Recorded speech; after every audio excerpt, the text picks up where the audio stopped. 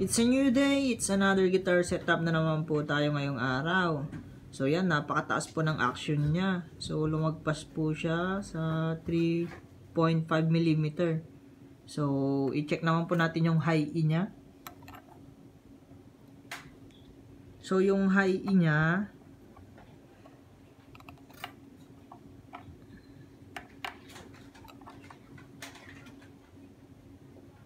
so medyo malabo po. Yan, so nasa mga 3.5 din po siya. So yan, lumagpas po mga 3.7.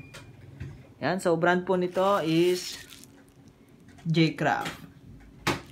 Yan, so set up na naman po natin siya. So samahan niyo po ako, let's go.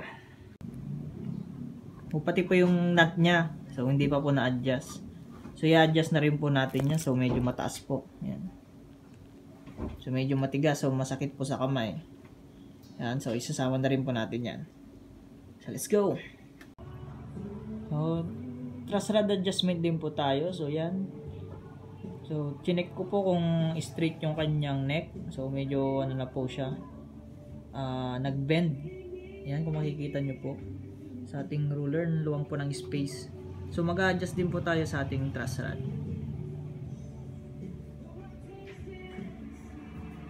So yan, let's go. So yun, okay na. So natapos na natin yung setup niya. So 2.0 sa low E, sa high E is 1.5.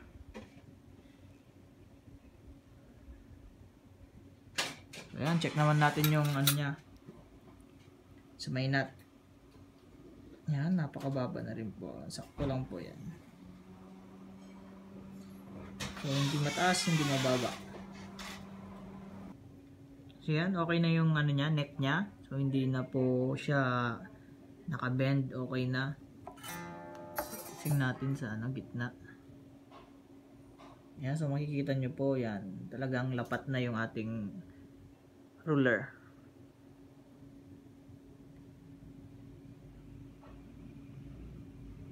So yun. Okay na.